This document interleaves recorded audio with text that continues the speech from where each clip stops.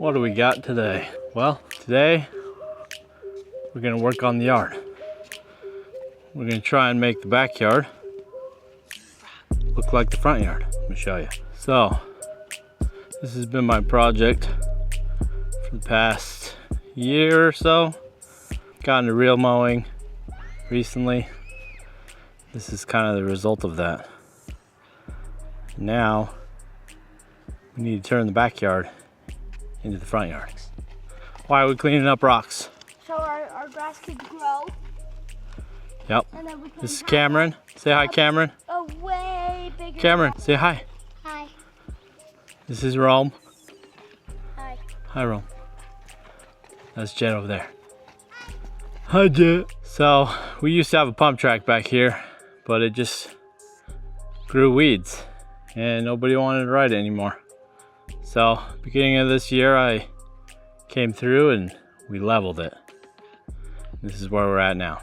I'm hoping we can get sprinklers in today. So, rented a trencher. I'm doing the IrriGreen system. So I'll kind of give you a walkthrough. Again, this is not any guide on how to do that, but this is how I'm gonna do it. Oh, hi, Jet. We got a trench about 200 feet, sprinkler line. How the IrriGreen system works is you just basically come down the middle. You don't have to do it in the sides. Makes it less pipe, less trenching, less sprinkler heads. So for this whole area, about 5,000 square feet, I only got 4 heads. So as long as you measure, so in this case over here, you need to put one probably here in the middle somewhere.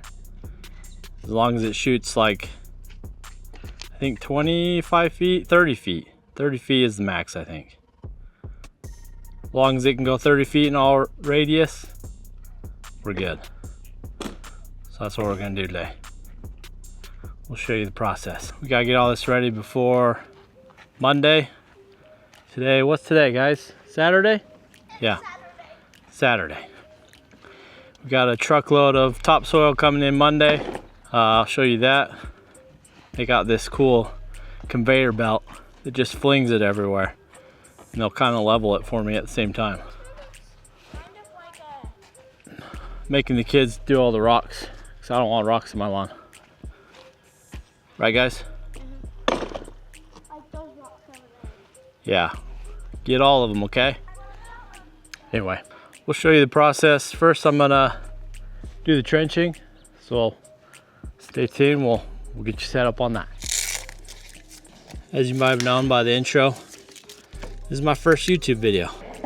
Always thought about doing a YouTube channel, but never really just pulled the trigger and done it. So I figure why not show a little bit of lawn care, because I'm kind of a lawn care nut. Now that we have the front yard pretty much dialed in, yeah, we gotta get the backyard. I finished my front yard last year. Experimented with 100% ryegrass. Went with the Brug RPR blend. Been fairly happy with it. One thing I didn't know about ryegrass was it doesn't really spread horizontally. So even after some overseed, this is about 2 years old. This lawn in my front still hasn't totally filled in. From the side, looks pretty good. But when you're top down, like mowing it, you can see all the gaps. And those just drive me nuts. So this year I overseeded in some Kentucky Blue. Tried a dormant winter seed. But about 1st of January, it was still cold here, and decided I was just gonna throw down the seed, let the snow kind of push it into the ground. So we'll see if that starts coming up. They just turned our sprinklers on like literally 2 days ago, so that should start popping up here within a couple weeks. At least I'm hopeful. 100% RPR in my front and back, and then here on my side, because of that ryegrass, I'm going with the Ryan Knorr Elite Blend. See how that goes. Again, I'm doing 100% seed, not sod. So for that, I want it super level, so I don't have to keep leveling it all the time. No. All right. Finding fossils? I don't know. What you got? That looks like a rock. Yeah, I bet you it's a rock. I'll show you the quick. Show me the quick way. Yeah. Let me try. Hooah! And then you have to go all the way around. We got a 3/4 inch pipe here that broke last year, and I tied in a hose bib. Now we're gonna cut that. We're gonna run it up here, and we're just gonna follow the back of these tree boxes. You gonna play in the sandbox, buddy? Probably go behind there. Not sure what I'm gonna do here at the wall, but it's gotta come up. We're gonna trench kind of like a 45 out to here to 20, 30 feet, something like that. We'll do straight line out to, I don't know, somewhere here. As long as you get 30 feet of coverage all the way around. I'll go ahead and measure that first and stake it, but then we'll just take one line all the way back to the front. Call it good. I have the kids help me now. If you want to earn your battle pass, you gotta work hard, buddy. Go in that corner over there. Right there?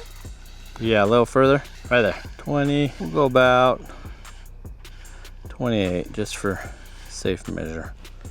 Okay, put it down on the ground. No, pull it tight though. Go over to this side a little bit. You gotta go where the grass is gonna go. So about right there to the corner. Move it this way from the block.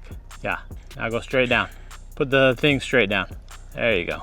Okay, we'll go 28.5. All right, so 28 feet. Will that fit over that? Okay, so we're about here. Make sure it doesn't come out of the ground, Rome. Let go. You're good. Wait, no. Okay, will you grab me a stake and a hammer? I'm gonna go walk out for something. Okay. Whoa. Hey, I still need you.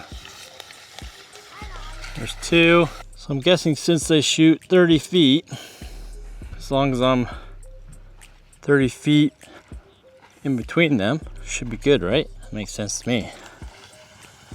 Let's just make sure this one will shoot all the way to the edge here. Yes, we're about 27 feet. Should be good there. 25, 24. This corner over here, about 26. Okay. I think we're good there. Put that one there. I think we're gonna put it more over this way. How's that line look, Rome? Is that straight? Good enough. Okay, go unhook it now. Got it hooked? Ooh, I'm not gonna reach this corner. Okay, Rome. I need you to pull it back out of the ground. So we got enough here. Man, I think I might need more sprinkler heads. Or I'm doing this wrong. See, I got 4. Oh, I guess if they don't overlap, I can go 60 feet in between them. That makes sense. Okay, almost made a mistake there. Hey, Rome, unhook that, go hook it back to the other stake. We gotta go 60 feet, not 30 feet. You see the stake over there? 58, 59. Got the hammer? What? Hammer? Over there. Right here. You hammer this one without hitting my hand? Ow! Just kidding. Now go unhook it. Pick up that stake too while you're at it. Got a head here. This should cover everything up over here. 30 feet that way, 30 feet that way. Okay, got another one right here. 30 feet, 30 feet, 30 feet. So if I go 30 feet this way, 30, 30. Okay, so that should spray about here. Should spray all that, spray all that. Should spray over there. I need to see more rocks, Cameron, if you want your battle pass. Okay, so that one can shoot 30 feet. Do 20 more rocks.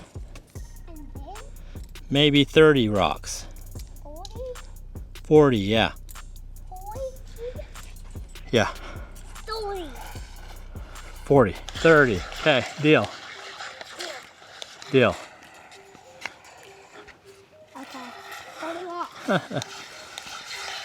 So by far the hardest part of this is measuring out, at least for me, where everything's gonna shoot. So I'm just kind of guessing and then measuring 30 feet in a radius. Yeah, pick up the rocks.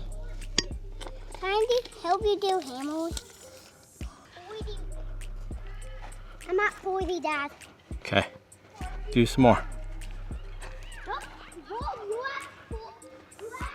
Yeah, that should cover it all. No, so as long as you measure your 30-foot radius around every sprinkler head, it covers everywhere. I don't think it really matters where they go. So we'll call this good and we'll adjust as we trench. Let's get trenching. Well, we got off to a good start. Everything was going good, and what do you know? Landscaping fabric. You should probably remove that before you start trenching, but mine of course was buried and happened to get wrapped around the chain. Was fun trying to fish that out. If you know you got landscaping fabric under there, it's probably a good idea to cut that out before you start trenching. Now that the fabric's out of the way, I'm able to get the machine moving again. You'll notice the trenching path isn't perfectly straight. Using marking paint or string line can really help you stay on track and maintain a cleaner, more efficient trench for laying the pipe later. Thank goodness it's flexible, but as I move along, I started running into a lot of rocks. This is pretty typical in many yards, but really slows down the process.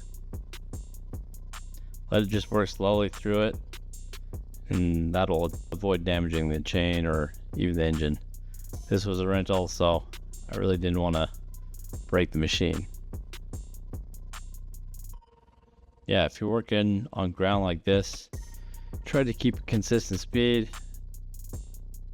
This thing bounces all over the place, so trying to make a straight line, nearly impossible, especially when there's rocks.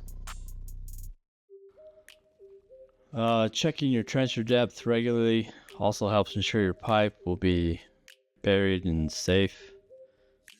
For sprinkler lines, you typically want a depth of about 6 to 8 inches, I would say. That gives you enough coverage to protect the pipe from surface activities, but still shallow enough to access for repairs and other adjustments later.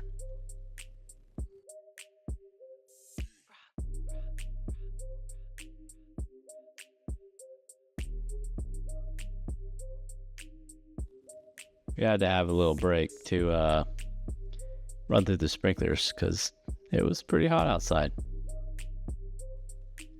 Overall, getting it right makes the rest of the job easier.